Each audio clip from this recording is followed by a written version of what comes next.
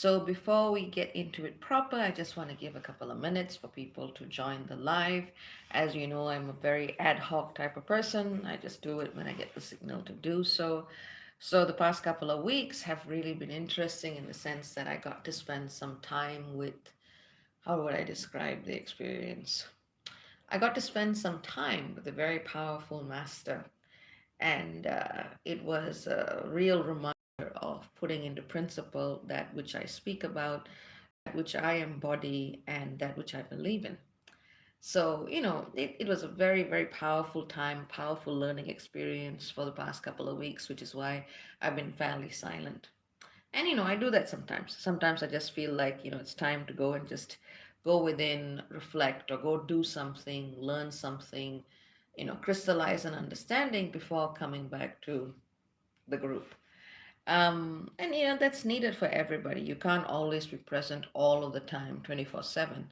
It just doesn't work that way. Spirituality is always an experience which asks us to go within and to take those spaces and times for ourselves to come back, hopefully brighter and stronger or deeper and fuller. So, that's what I've been up to. And I just wanted to touch base with you when I could, and which is what we are doing now. So, as I said, we're just spending a little couple of minutes before getting started on today's video, just to give a couple of people the potential to get on. As you know, these videos are very much spirit led and very much spirit guided. And, it comes when it needs to come, right? So let's see what we get into today. All right. Okay, let's see who we got here. And let's just do a couple of hellos, acknowledging who's there, and then let's get into it. So right now we have Luna, Lusana, Latoya, Nalini, Anita, Dr. Vidya, Sade, Ray, Kimberly. Lovely to see all of you. And let's begin. So, today, let's talk about what it means to come from a space of essence or experience and into form. The energy of the next couple of days, and I just finished doing the longer installation of Tier 23, which is my premium membership program. So I was like looking at all of these details and all of these very, very complicated alignments. And I figured some of what I discussed there should also be shared publicly because it's very important. Over the next few days, we are going to all be challenged in different ways. Now, before you say, yes, yes, I've been feeling it, hear me out. Hear me out. It's a very specific type of challenge that's happening. Over the next few days, we're actually going to be seeing several shifts of sign. We're going to be seeing Venus entering Taurus, Mercury entering Taurus, and Sun entering Taurus, marking Taurus season, which is great. But as we are finishing the end of Aries season with these three planets, what we are then doing is we are creating and opening doors to manifestation, which is exciting because that's really what we need right now. Intentions alone does not cut it. A lot of the time, people, especially when they follow New Age teachings and whatnot, they get stuck on the idea that setting an intention is enough to manifest.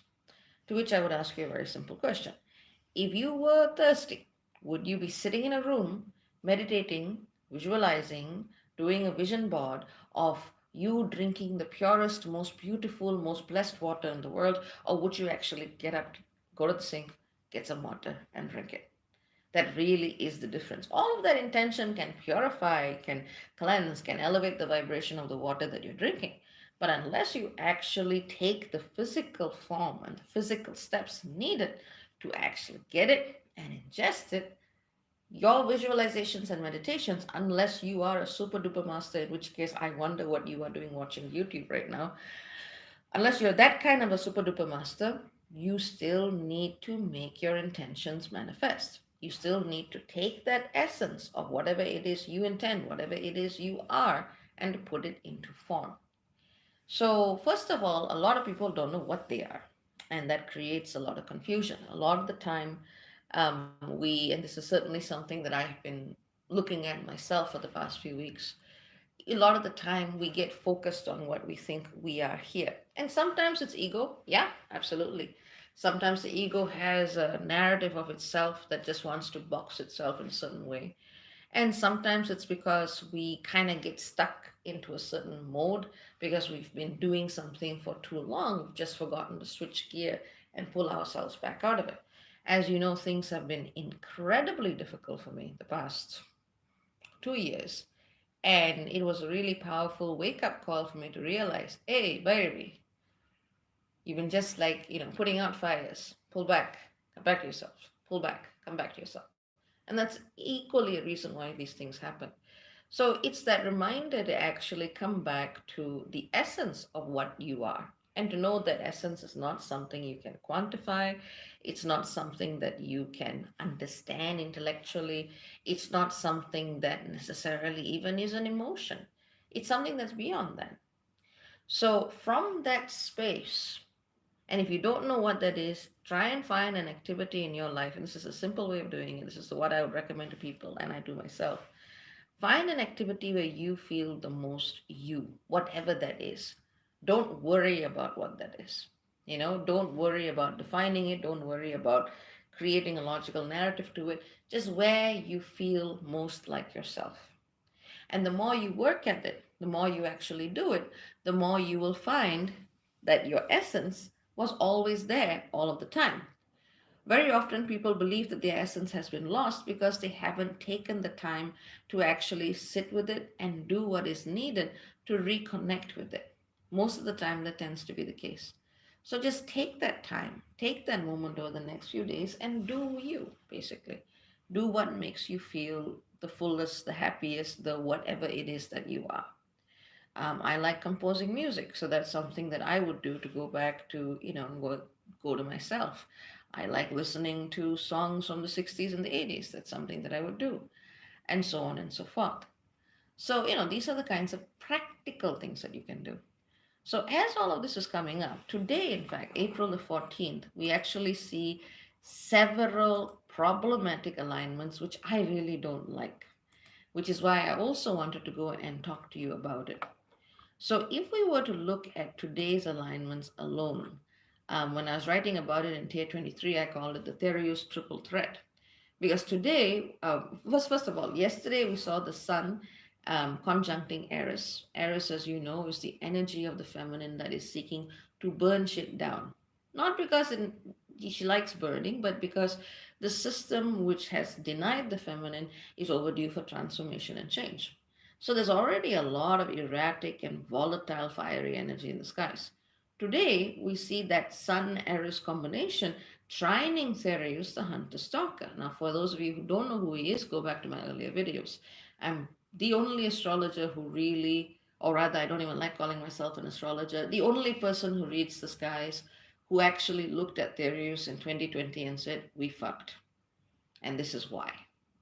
So go back, look at Thereus, the hunter stalker in 2020, and you will get an idea of what this energy is about. So Sun and Eris, trine Thereus, are bringing up deep insecurities and deep fears in our relationship with experiencing and feeling that essence.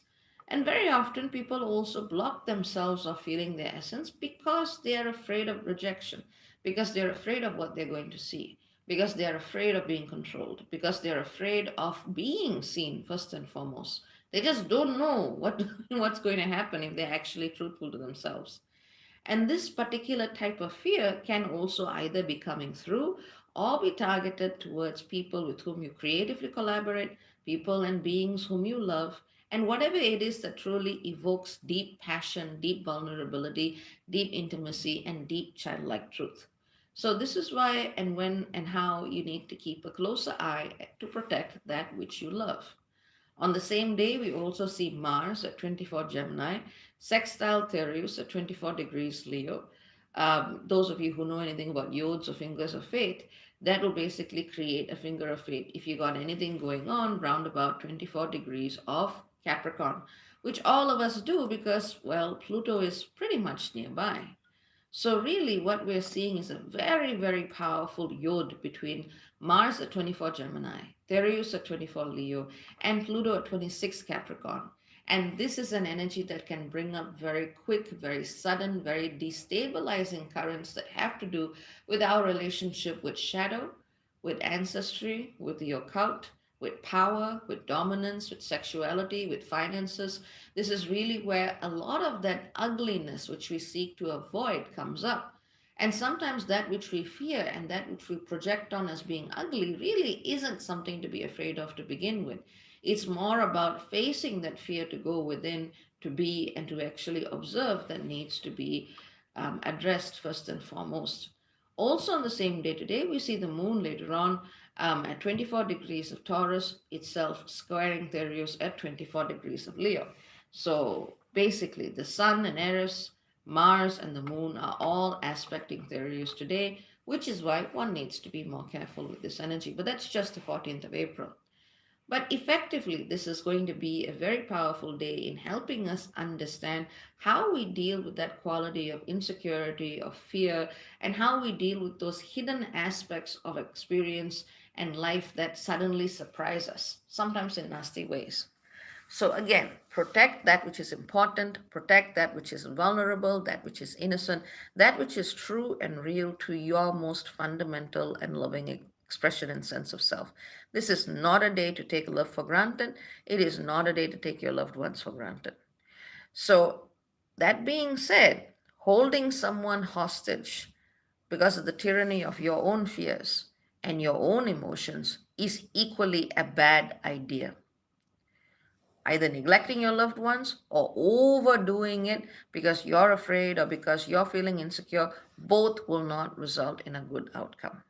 So that's something I would like to remind everyone just to be aware of, especially today on the 14th of April. But like I said, over the next few days, very similar alignments, very similar challenges. The role of the soulmate comes up again and again and again, big time.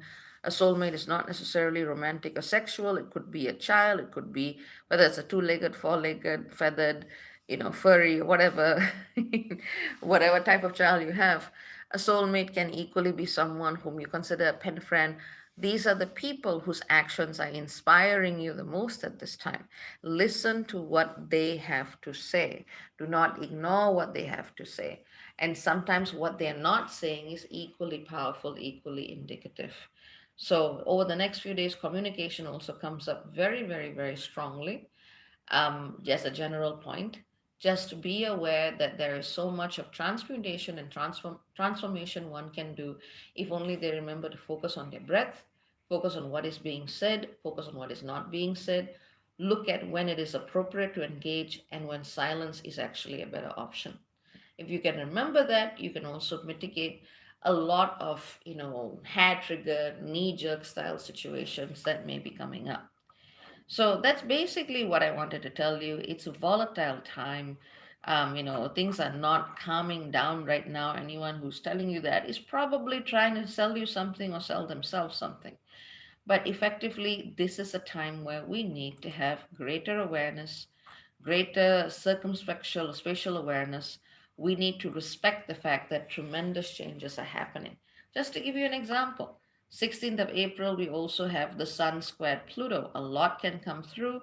If you've got any health issues coming up, don't ignore it. 17th of April, we have Mercury squared Pluto. It just keeps coming and coming and coming. Last but not least, I also want all of us to remember that it's very, very easy to convince ourselves of beautiful illusions and beautiful lies.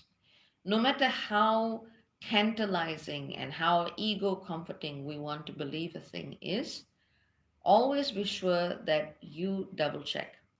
Sometimes our ideas of ourselves and our ideas of other people come from our own insecurities and things that are feeding off of those insecurities by giving very comforting illusions.